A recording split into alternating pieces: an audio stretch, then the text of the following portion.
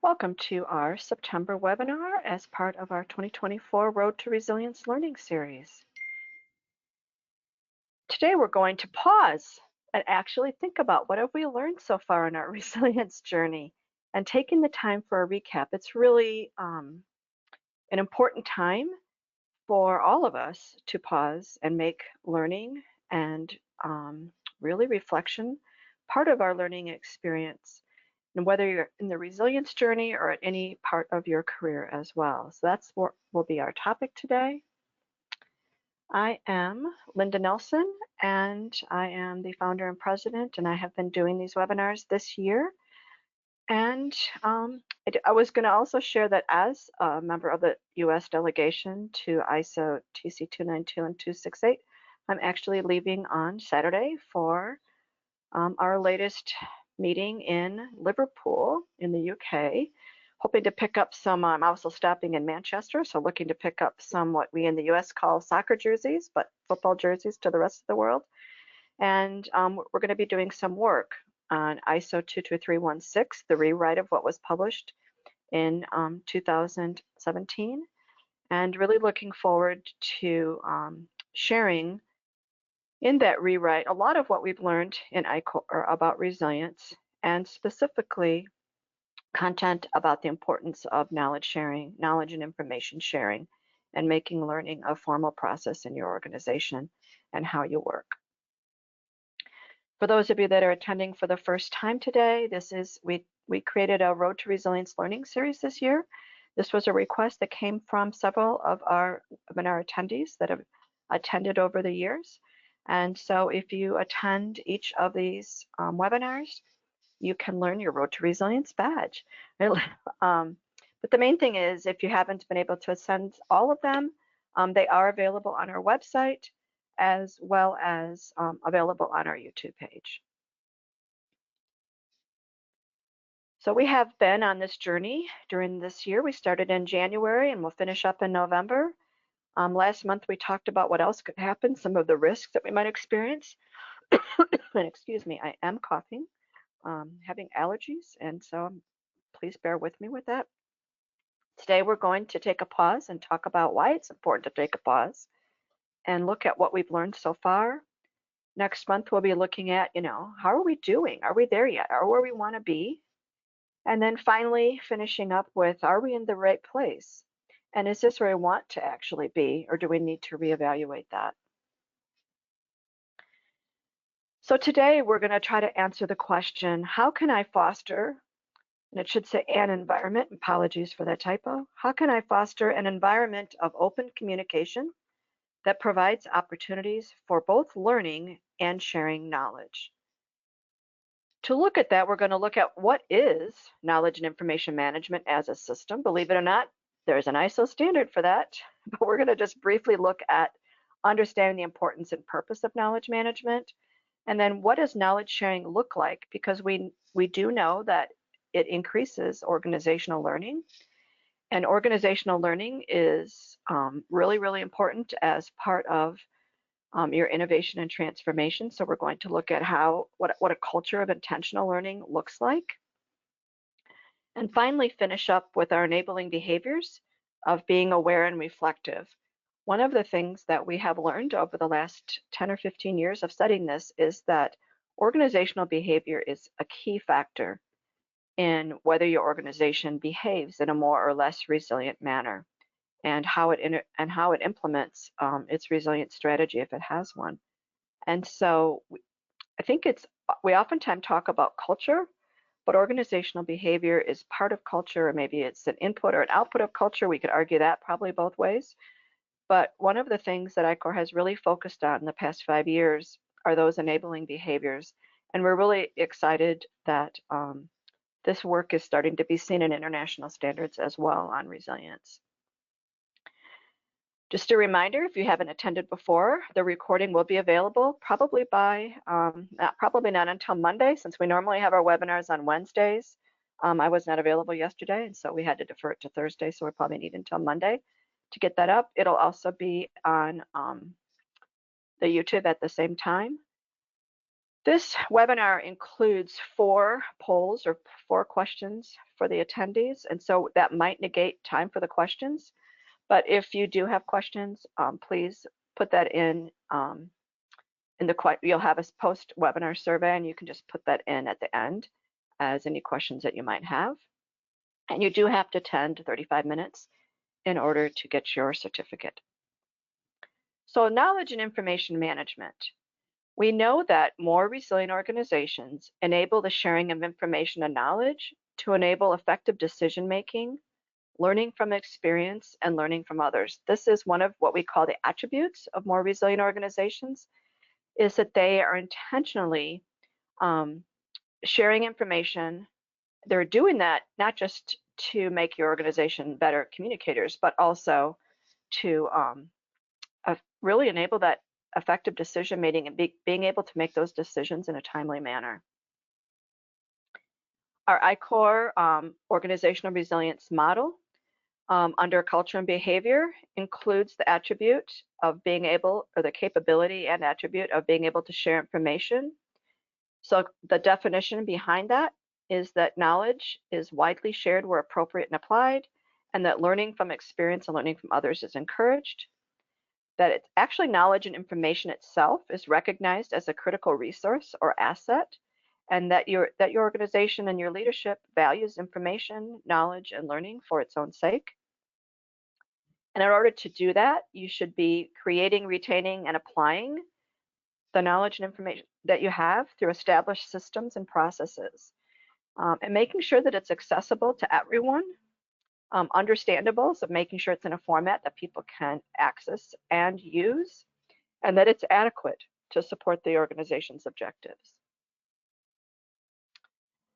So when you look at the standard for knowledge management and you look at organizations, actually the term or the discipline of knowledge management is kind of a new one. It was established formally in around 1987. So if you're young, that might seem a long time ago. If you're older, it might seem very new to you. But it's essentially responsible for what does our organization know? Where do you find it? Where is it located? Is it in the mind of a specific expert or a specific department? Is it part of our historical knowledge, or is it sitting with a specific team? And then what form is it stored? So again, is it like, well, I'll call paper, meaning an electronic paper, or is it in the minds of experts? And how do you get it documented? What's in your head? I think that's a question we'd all like to know the answer to. And then finally, what's the best way to transfer this information and knowledge so that the right people have it and they can take advantage of it, and making sure that it's not lost. And again, the purpose of it, of kind of formally putting this process in place, is to recognize knowledge as an asset rather than something intangible. And so when you recognize it as an asset to your organization, then you're able to protect it and exploit what you know, and then you can improve it as well, and then look at how are we managing our professional development, our knowledge development, how are we leveraging the knowledge management process as an asset to make improvements in our organization. So what you're expecting as an output from this is to help you learn from past mistakes and successes, to be able to exploit that existing knowledge and then redeploying it where you need it, to create and improve a better product or service, or to modify knowledge from past experience to create a new solution. There's all sorts of examples that we could use there. And I'm going to talk a little bit about, as usual, about silos and how that actually can have a negative impact in that sharing of information. It also promotes this long-term focus on having the right competencies and skills. And then sometimes, you have to throw some stuff away. And I'm speaking a little bit metaphorically there, but removing obsolete knowledge. And this is a problem as we're trying to keep track of passwords and logins. And we don't want people to be using SOPs that are out of date, and all of those sort of things that can really put your organization at risk. We also are going to tie this together with innovation and that how you can leverage that. And really, you're trying to protect, if knowledge is an asset, you need to protect it from being lost or copied or stolen. So it needs to be protected for several different reasons. So I've been using the word, or I mean, the kind of the pictures of silos, which I'll throw in there a little bit, but I was kind of moving to this imagery of using doors and having access to information and access to knowledge. And, for you, are you kind of in one room with one door, or do you have the keys to many doors in your organization? And if you're interested, ISO, it's at the bottom of the slide here, 3401, I don't even know how to say that, 30401. It was published in 2018, and it is a management system standard. I was a little bit surprised at that. So you actually have ways that you can get certified to this and measure it if you'd like to. But we want to make sure that all the doors, I always call them file cabinets. My kids make fun of me when I talk about all the file cabinets I have in my brain, and I got to find the right one, which is actually kind of a picture or image of what we're talking about through these doors, is that we need to be able to access it. And we need to know which door to go through to find it. And so we can no longer, and probably can no longer for a lot of years now, rely on the spontaneous diffusion of knowledge to keep up with the pace of change. Notice when we're talking about this, with all of our webinars that we're talking about resilience, we're talking about managing change. So here again, we're talking about keeping up with information to manage change. And so understanding that knowledge must be deliberately created, consolidated, applied, and reused faster than the rate of change. So we need to be able to stay ahead of that. Instead of saying, what's the latest and greatest new thing? How do we figure out what that is and how it applies? We need to at least be there, but it would be great if you can be ahead of things once in a while. We also acknowledge, really since I would say after 2021, maybe the beginning of 2022, we're seeing a lot of workforce attrition and turnover as people didn't change jobs during the pandemic and the year following. And so we're all experiencing that workforce attrition and turnover, and it impacts knowledge management as well. And so when you have critical knowledge siloed or retained by a few groups of people, you have the risk of losing that knowledge and information when the organization changes and these experts leave. One of the things that I saw in organizations was that with people working from home now more than ever, not just as a result of the pandemic, but also as a result of just the changing demographics of the workforce and the expectations of where we can work, is that it is creating silos, and it's creating silos with knowledge and information as well. So people are kind of just doing their own thing and sharing when they're forced to. But for the most part, as long as you're getting your work done, people aren't asking you a lot of questions. And I'm being a little bit broad statement there, but this idea, I'm trying to do that to get your attention that as we've changed the way we work, we need to start looking at how we're managing knowledge and information within that new environment. And this means, we're geographically dispersed, and we want to be as decentralized as possible, because that is also one of the attributes of more resilient organizations, is that they can work somewhat independently.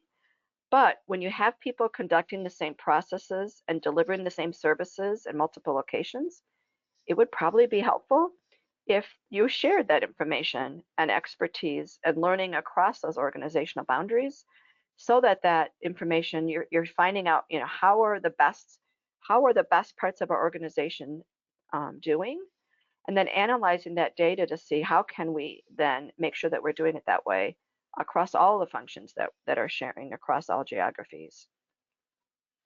And so this means we need collaboration. So when we're talking, this specifically, we're looking at the behaviors today of being aware and reflective, but you can't be aware and reflective within this knowledge management environment without collaborating. So we also have to be look at our communication aspects of this as well. So back to the doors, this time they're all open.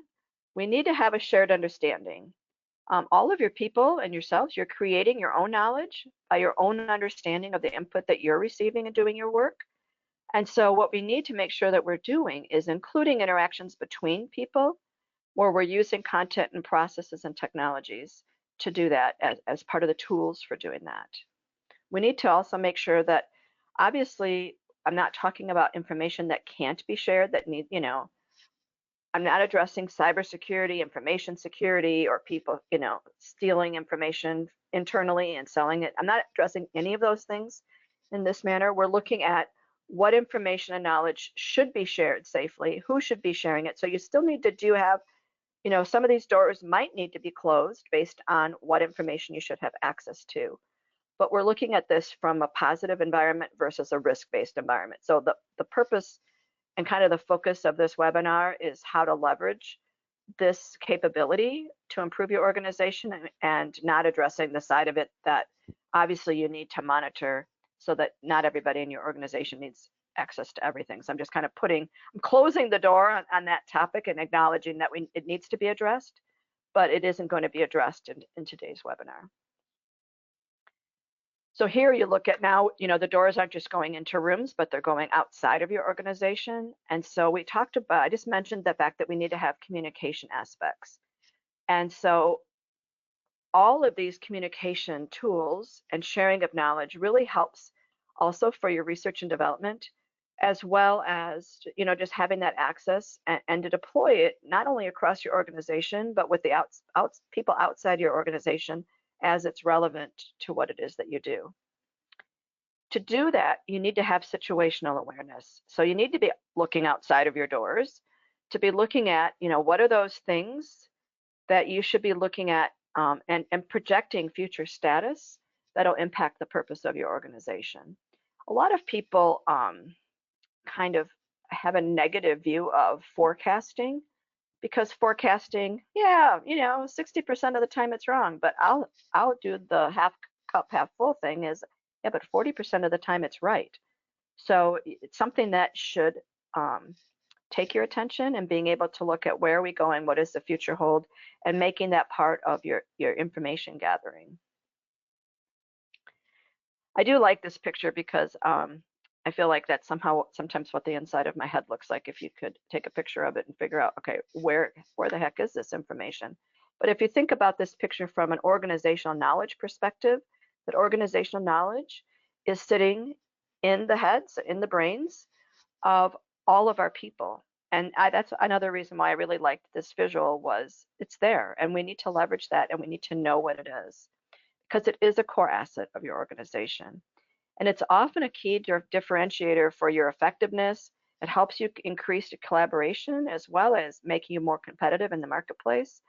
And so understanding that, and also appreciating that, which goes back to, we'll talk in a little bit about hiring and professional development and all of those things as well. But as we mentioned at the beginning, knowledge helps you to make effective decisions. And we're talking at pace of change. You can't take a lot of time to make decisions. So you need to have the information at hand to help you make those decisions. Also helps you to be more efficient in your processes, and contributes to the enhancement of how those processes work. Obviously, it's supposed to really not just create resilience and adaptability, but I'll use the word enable you to be more resilient and be more adaptable. And again, creates that competitive advantage when the knowledge that your organization has that makes it competitive against other organizations can become a product in its own right.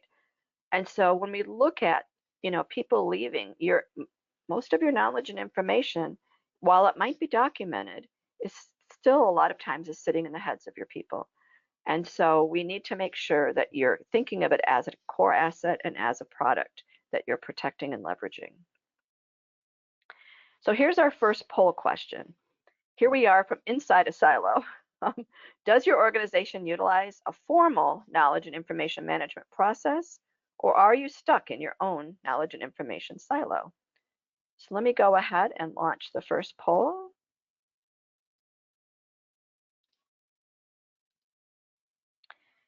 And so you have choices of, yes, everyone has access. We have a formal system, and everyone participates, to, yes, we have one, and some people participate, to, no, we don't have a formal system, but we do share information informally, or I am stuck in my silo and just doing my thing.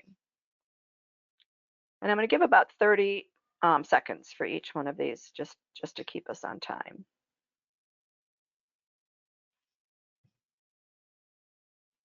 All right, doing a 5, 4, 3, 2, and 1. Oops, so I'm not sure what just happened there. Sorry. I needed to not close it. Something weird just happened. Okay, I'm closing it. Sorry, and I want to share it. I clicked on the wrong button and almost shut down the whole webinar. So that was a little nerve-wracking. So I'm really, really fascinated that 67% of you have a formal knowledge and information process. This is really encouraging. I asked this question about 5 years ago, and I think we were under 20%. And even 26% of you, while you don't have a formal process, you are sharing information informally. So, and I'm sad to say that 7% of you are stuck in your silo, but that number used even 5 years ago was much, much higher. So, that's really, really interesting. Thank you for sharing.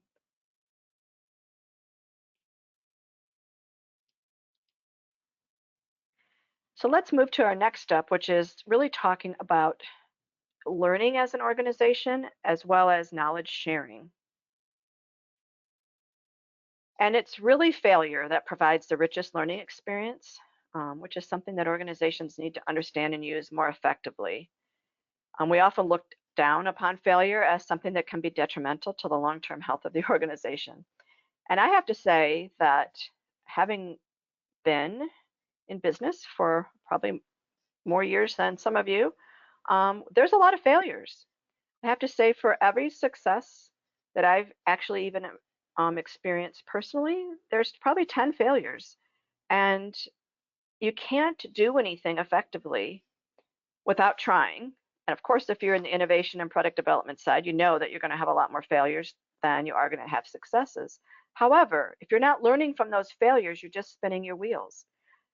When we interview here at I-Corps, the very first thing I ask people is, not maybe the very first thing, but one of the first things we ask is, tell me about a time when you've made a mistake, or you've been part of a team that has had some kind of a failure, and tell me what you've learned about that.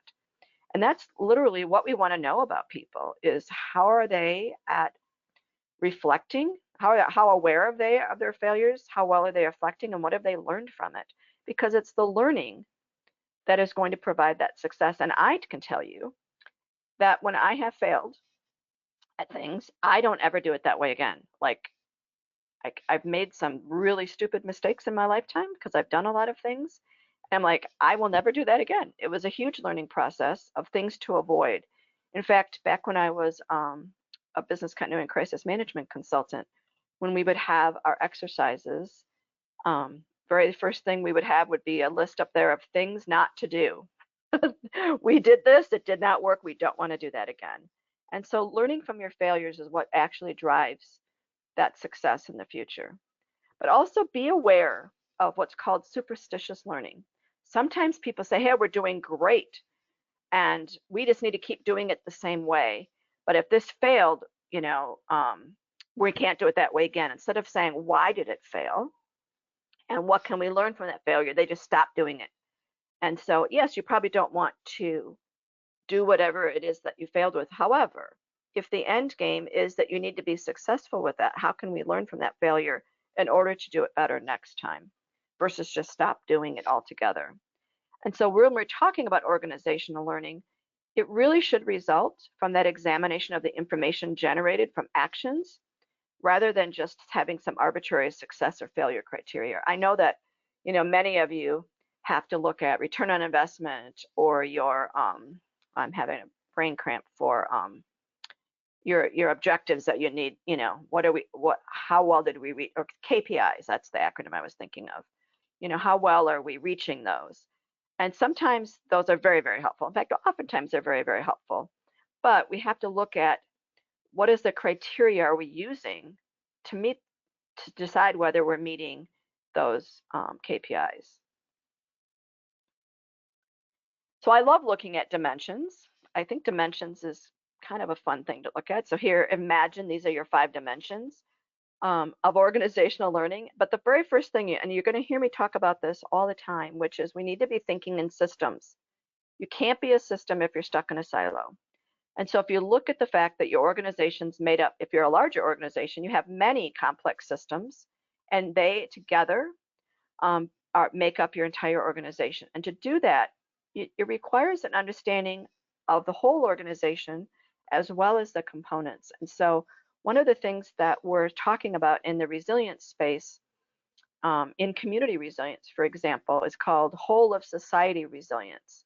So you're looking at the big picture of whatever your scope is for measuring your society, whether it's a community or an urban community or a rural community, whatever criteria you're using, and drilling it down to all the different aspects of the organizations that are in that community and the people who live there. When you're looking at it from an organizational perspective, you're looking at it from a whole of organization resilience. So you're looking at all of it. And the fact is that so often, and this isn't terrible, but what I hear most often is people focusing on resilience in smaller spaces. And that's really where I get down to saying, well, that's part of operational resilience. I had a really interesting conversation earlier this week with another member of ISO in the United States on our local group here in the US representing us in the global community or the international community. And we were talking about security because the technical committee we're on has the word security in it.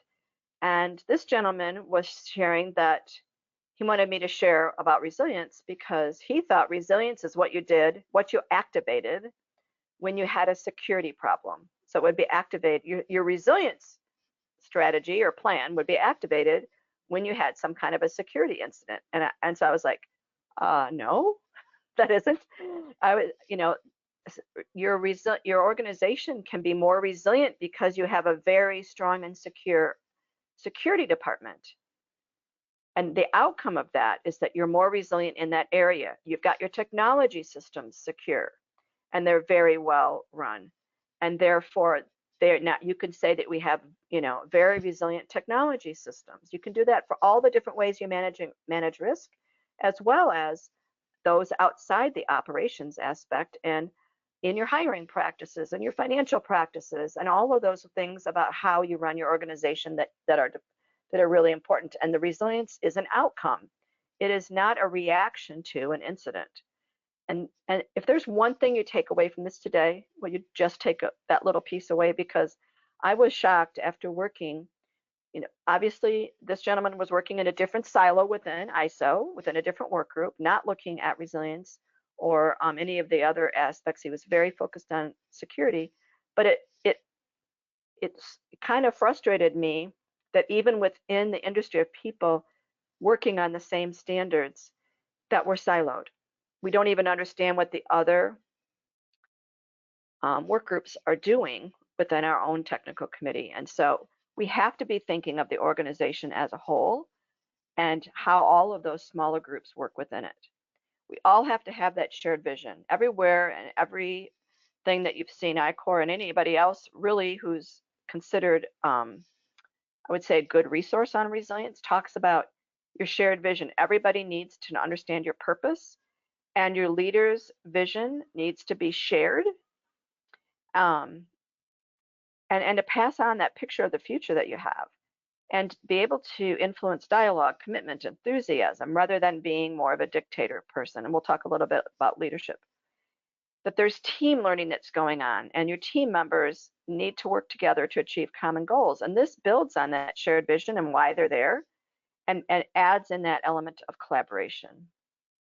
We each should have mental models. So Senji says we need to have deeply integrated assumptions, generalizations, or even pictures and images that influence how we understand the world and how we take action.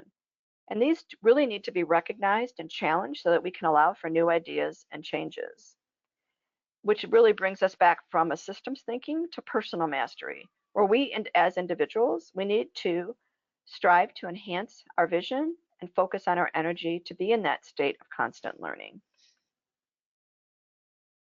So when you're thinking about who you are as a leader, that you should be thinking about yourself as a designer, and perhaps the designer of a ship rather than being the captain of the ship, where you can create that common vision with those shared values and purpose as a leader. That doing that will help to take those policy strategies and structures that translate guiding those ideas into actual business decisions, and making sure that you're creating effective learning processes, which will allow for that continuous improvement of those policy strategies and structures. When you're thinking of the role of leaders, think of yourself as a teacher or a coach, someone that works with those mental models present in the organization and be able to really see beyond those superficial conditions and looking at some of those underlying causes to the problems. And you can't do that unless you're talking to your people. So seeing yourself as a leader, as somebody who is guiding and leading and coaching. And then, of course, I had to let you see this picture. I thought it was kind of a cool picture. But to be a steward, so when we're talking about whole of society resilience, your organization is part of that society, and we need to be stewards of that. Moving forward, all international standards have to address climate change in some manner. And so looking at our organization's impact to our greater world and how that impacts others, not just in our community, but globally as well. So we need leaders who feel that they're part of something greater, whose really desire isn't just to lead, but to serve the greater purpose of building better organizations and reshaping the way our business operates. And so we really want each of you as leaders to feel like you have a purpose for what you're serving, beyond, maybe your own personal success, and that your role, no matter what your role is in the organization, is delivering to help your organization with that purpose. So I kind of liked this structure. Normally when we look at kind of the organizational structure, it looks like an org chart. But what makes this org chart different is the trunk of this tree. So it does look like a very traditional structure. Excuse me. But we know that when you're very hierarchical, like this picture looks like, there are barriers, and it's hard to get information, off of this branch. Everybody's kind of sitting in their branch. So in this case, we're kind of looking at our silos as branches of the tree. But in this case, because we have the tree trunk, it is creating that vertical way to communicate, because traditional hierarchies are not meant, and they're not built to facilitate bottom up.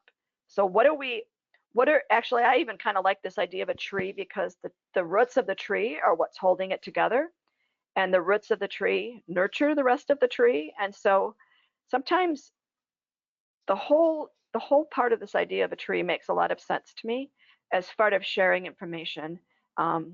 Trees get their all of their, I can't even think of the right word, their food. That's not the right word I'm trying to say, but from the ground where they are. And so the closer you are to the ground, you have a lot of information that needs to be shared with the top of the tree. And so while we know that more resilience are structured to be as flat or decentralized as possible, with multiple ways to connect and communicate both horizontally and vertically, even if you have a hierarchical structure, if you can build communication systems to make sure that information flows both directions, it will add to your success and to your resilience. And now we're kind of moving into the culture aspect. And sharing information, you have to have trust. If you're the person holding that information and knowledge, and you're asked to share it with somebody else, are you being asked to share it with somebody else so that they can take over your job? Or are you being asked to do it to make your team stronger? And so those are some of the trust issues. And this is why we get down to culture being a very important part of knowledge and information sharing. They need to feel secure that they're not jeopardizing themselves by sharing information. I let go one of our best employees early on because her attitude, and when I say best, she was really, really good, but her attitude was that if she shared information, that we wouldn't need her as much. And so she wanted to keep it all to herself. And I just said, that's not how we operate here. We're a small business, we're not huge, but regardless of the size of the organization, you can't hoard this knowledge in a single person. It's just not a healthy way for the organization to operate. And so to get that cooperation, You have to have a culture where knowledge sharing is seen as beneficial for the person sharing it, from the person learning it, as well as to the organization.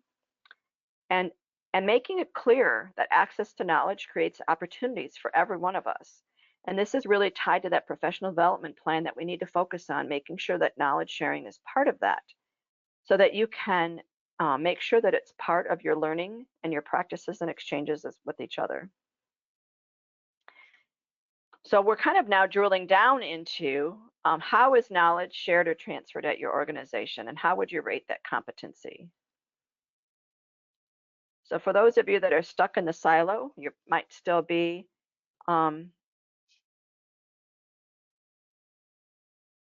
more of a challenge for you. So again, I'll give you about 25 more seconds for that. And this way you can choose all that apply. So this is an all that apply one, kind of to see where you rate with those.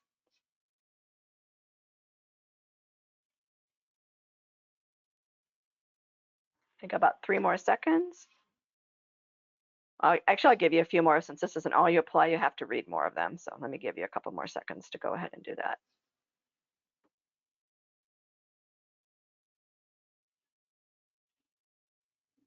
All right, I'm going to go ahead and close that and share it. So it looks like 80% of you are having meetings to share information. We all have meetings, and that's if we make that purpose of our meetings, I think that's really helpful. And I would also agree that given most of your jobs that you participate in after action meetings since you're part of that incident response community. I'm also encouraged that you have access to trainings. And I'm not surprised that you're sharing information outside of your area because that's really where kind of the where everything hits the road, where you have to make that decision to do that. And that's kind of, if you're looking at a maturity model approach to that, that would be something that you might do later on, or as you're improving that program. So thank you for sharing. So let's move to talk about a culture of learning and how that culture of learning drives innovation and transformation. Part of when I was showing that example from the security professional about resilience being something you do if you fail, this idea that we're trying to strengthen our organization in all areas, not just in the areas that manage risk. And so how can we strengthen our organization's culture of learning to drive that innovation and transformation? So for, this is outside of managing if you have an incident or preparing so that you're strong enough. And so driving that innovation and transformation is really, again, why you need that culture of learning, because it's going to improve your whole organization. So to do that, to foster that culture of intentional learning, you need to model and teach intentional learning practices. You need to have leaders, you need to be a leader who values curiosity and learning and have teams that then value those things too. So if you're going to have an intentional learning culture, you have to invest meaningful time in your own development, as well as giving your people time for their own development, and letting go of the idea that the leader is the expert. And again, instead say that the leader is the learner as well. So you need to also make high quality learning and development planning part of your culture and processes. So emphasize the need for intentional learning and create space for it every day. We'll talk more about what that looks like. And ensure that your people get on the job mentoring, making time for coaching and feedback conversations, and provide specific learning times that replace day-to-day work. And be careful of your mixed messages. If you're going to say these things, you actually have to behave in that same manner as a leader. You have to take time out and create space for learning as well, and allow people to have time for that. And this idea that you shouldn't spoon feed. Each of us is responsible and accountable for our own professional development. And so as a leader, you're responsible for empowering your people and providing opportunities for and access for that. But you're not responsible for spoon feeding. We are each responsible for our own development. And so when you're looking at that, McKinsey wrote a paper about some of people in industry who foster a culture of intentional learning. And for this one, a gentleman named Tim Walsh is the vice president for consumer and business banking at US Bank. And he was interviewed and he said it's tempting for leaders to imagine that they can achieve their business objectives by simply setting strategic direction and guiding people that way. He says, but in a world that is rapidly changing, we can only keep moving in the right direction if people's skills and capabilities are evolving simultaneously. I really liked how he phrased that. And so he said we need an environment of mission, purpose, and individual generosity, which becomes then central to building those capabilities. And that as a bank, as a financial institution, they need to purposely invest in human capabilities. And they have made it a strategic priority for their bank. And also seeing the importance of executives serving as role models for learners. And so he shares that I talk about why learning matters all the time, virtually in every forum. And he describes his own personal learning journey, his own strengths and challenges he's faced.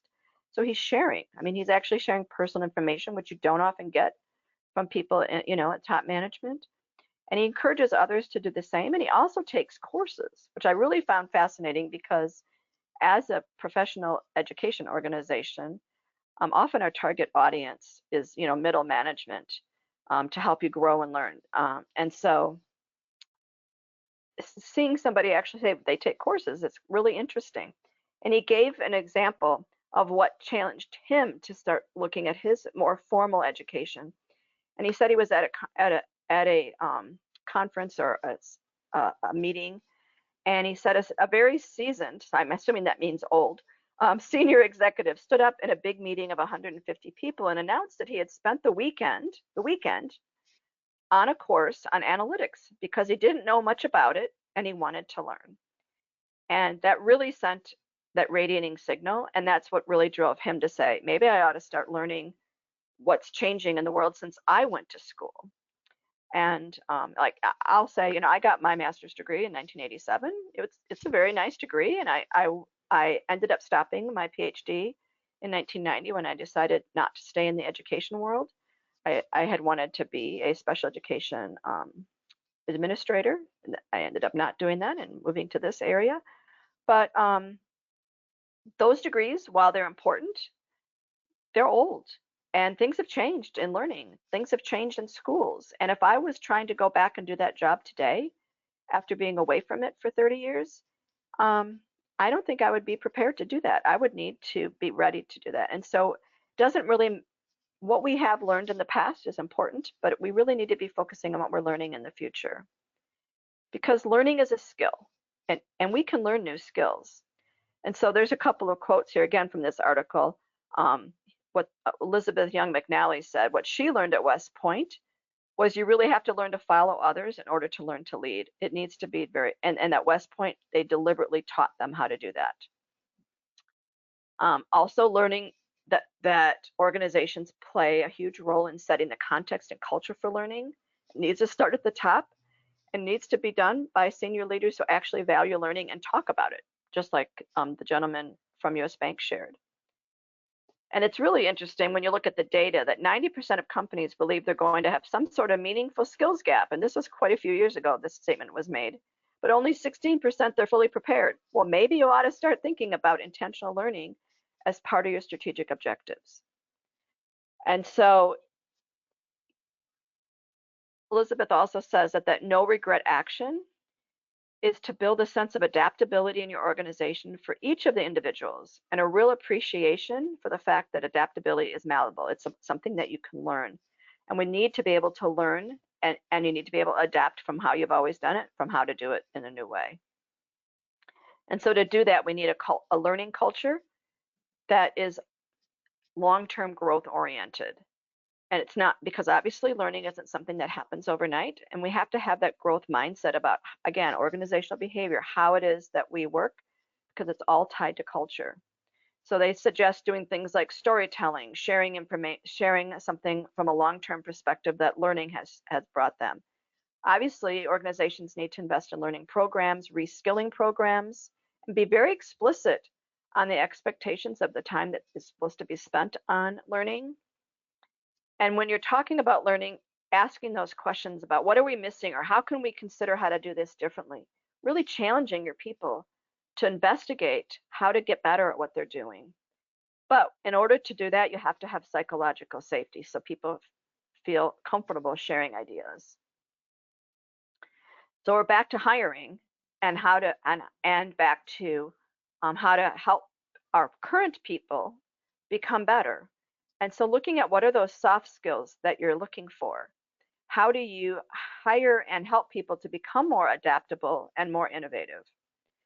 And so you need to set the expectation that everyone's required to take time out to learn. And I know you're going to start laughing at me now, um, but making it part of what are your learning and development plans should be over the next coming months. I know that each of my kids who are in their 20s and 30s, that's part of their jobs that they see every day, that you're hiring people with that mindset of willingness to embrace, that have a growth mindset and have a willingness to embrace new perspectives and new skills. So making that part of intentionally looking for the right kind of people, not just what they know, and making sure that your learning and object development spend, if it's part of your strategy, you need to also budget it and is explicitly connected to your strategic objectives. So if you're expecting somebody to do something, you need to make sure that you're funding them to do that, and that you're not just funding things that maybe don't have any tie to what your organization does. So looking at capability building as a strategic advantage and really building your people to be more resilient, which then will help your organization to be more resilient. And so everyone needs to understand the role between capability building and business value. Why are we investing in this? And so when you ask yourselves the question, what percentage of the revenues is your organization plowing back into your workforce? Again, we say that talent is a differentiator for their performance. So how much money are you putting into your people? And then how effective is the money that you're putting in working? What are you getting from it? And being able to analyze this. We talk about analytics. We should be having data for everything that we do. And so whether you're looking at executive coaching or anything that helps your workforce be more effective, how are you measuring the effectiveness of what you've implemented? It should be a CEO agenda level item, capability building and learning, and developing talent should be really job one for every leader in the organization. And I'll challenge it should be for every one of us. All of us are leaders, but if you're only leading yourself, you should also be developing your own talent. Because capability building transforms or powers that transformation. So whether you're using role models, just modeling behavior is really important. And so one of the things McKinsey has found through their studies is that when senior leaders role model the behavior changes they're asking employees to make, transformations are more than 5 times more likely to be successful. And kind of measuring engagement. So when you're trying to transform and change how your organization works, you need to have a critical mass of at least 25% in order to change behaviors with everyone else. And so you need to be able to look at how can we ensure engagement and how can we measure engagement. And of course, we're doing virtual delivery right now. In fact, I-Corps is moving, starting in October, to having an all virtual learning delivery for how we're teaching, because we do believe it has value, and we believe that the learning environment is changing. While the traditional sitting down in classrooms method works fine, and we have for the last 10 years been doing live online courses, we also feel that just kind of teaching with the fire hose and 8-hour days in front of the computer probably isn't the best way to do it. And so we're moving to obviously the e-learning where people can study independently, but also doing private delivery, doing more and more private courses where we can take a 3 or 4 or 5 day course and deliver it over a couple of months. Deliver it in smaller pieces where people have time to go back and implement some of what we're teaching versus just throwing it at you and having you walk away and take an exam and being done with it. And so we're changing this because virtual delivery in a new learning environment is very, very important and can do a lot more or better than some of those traditional programs can. And studies have shown that. And really, you'll see that in universities. While undergraduate, the learning experience of being in school is very important. When you get into postgraduate work, it's really the content of what you're learning and how you're learning becomes more important. So we're going to do another poll. To what extent do you feel that your organization is a learning organization with a learning culture?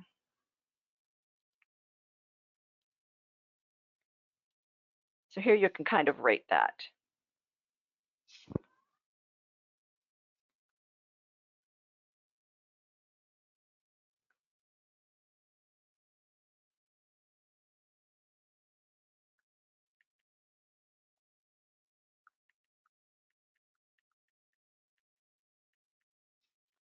I'll give you about 10 more seconds.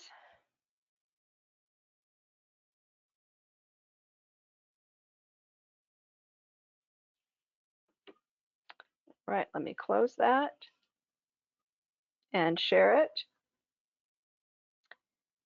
So actually, I'm really encouraged that more than half of you, I'll say 42% of you, I was thinking that it's more than a third, say it's totally part of your purpose. That's really, really encouraging. Again, looking at studies 5 and 8 years ago, we did not see that. Where we saw most of them being somewhat and not really. We really saw the numbers flipped so that not really was more than 40%, and the totally part of its purpose was usually less than 20%. So this is really, really exciting. I'm glad to hear this. And again, thank you for sharing.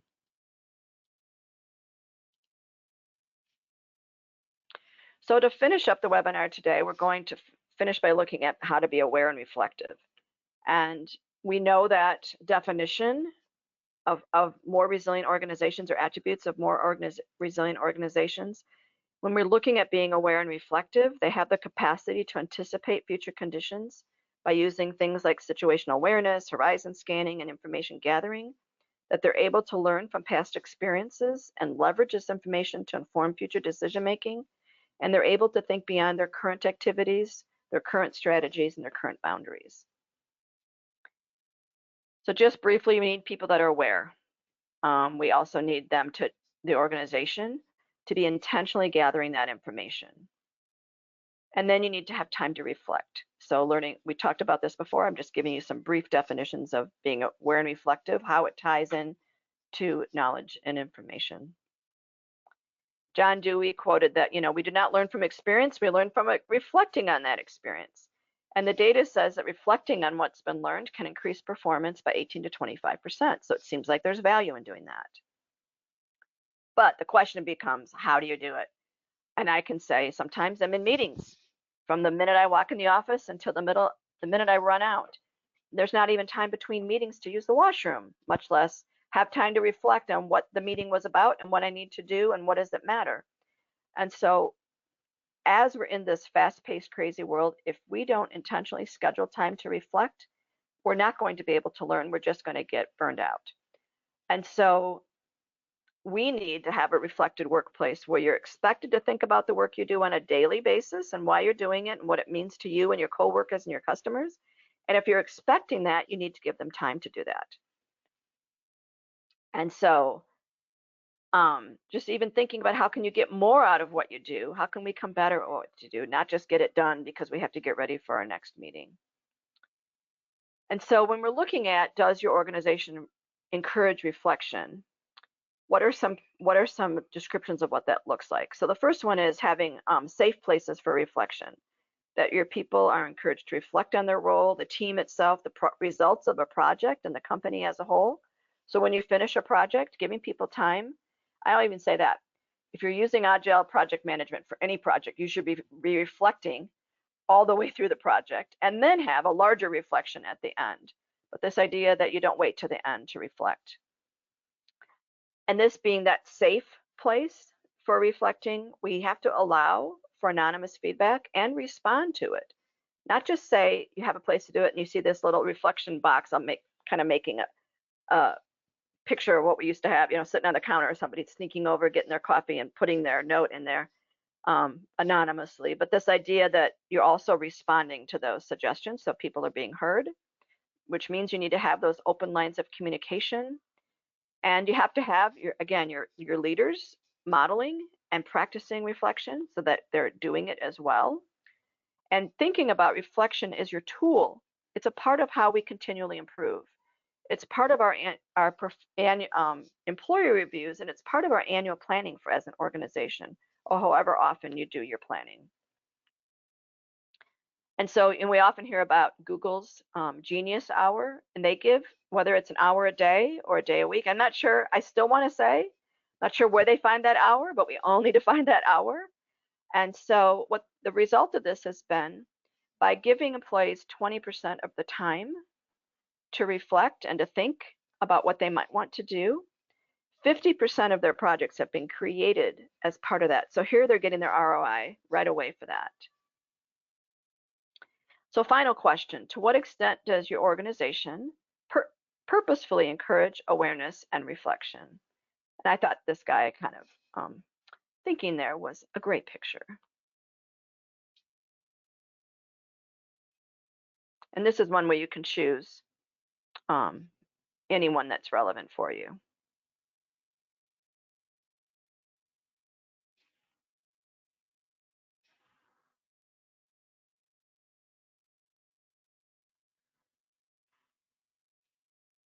I'm going to give you about 5 more seconds.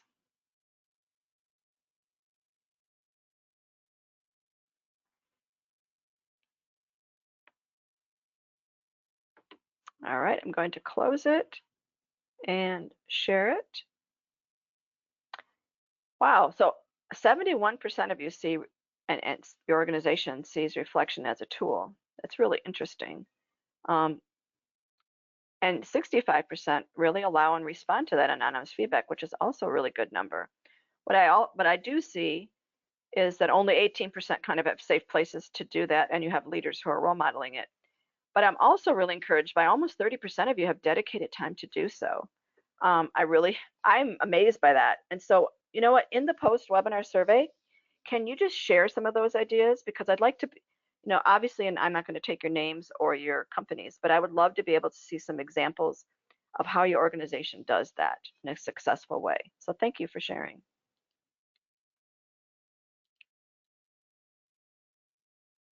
So just to finish up, what does it look like? So we want to have a strategy to increase information sharing and learning. And so we need to make sure that learning is drawn from all available sources. And so your first strategic objective would be to foster learning, creativity, innovation by valuing error reporting over blame, by encouraging people to communicate their ideas vertically and horizontally, to accelerate learning as an organization in order to promote that mindset that encourages and supports people to adapt and reinvent themselves to meet those shifting needs, to establish shared responsibilities. We can't have all the knowledge and information being within one person's head, as we talked about, where is it stored? So identifying responsibility of different stakeholders and put those responsibilities at your center of your communication and engagement efforts. Cultivating that collaboration, we talked about how important communication is, and being able to share expertise across functions and between functions to foster that open communication. And that will really, we can learn so much from each other, all in our own organizations, that we don't even oftentimes have to leave our organizations to learn. We have the people there we could be learning from. And then enhancing connectivity. So what kinds of digital connectivity platforms can you implement to share information and encourage that environment of sharing resilience and other knowledge, excuse me, across functions? So we need to make it digitally possible. So just to conclude, knowledge management is a discipline. It needs to be seen as a tangible asset that's shared and developed and used. We understand that now that structure and culture impacts that, so we need to look at how can we make sure that it's working for us. And looking at it as a holistic approach to improving learning and effectiveness through the optimization of that learning and knowledge. So it needs to be integrated with other organizational functions and not be its own silo. I am going to pause on the questions. Pause, that's my dog joke of the day. So please share your ideas and your questions in the survey. We really appreciate it, or just feel free to send me an email. Well, we will include the references in the post-webinar with your certificate. Just to remind you that, don't forget, we do teach and certify about resilience and how to be a leader in resilience. And next month, we're going to be talking about, are we there yet, and measuring performance. and feel free to contact us to learn more. Thank you for attending today. Appreciate it. And we will let you move on with your day.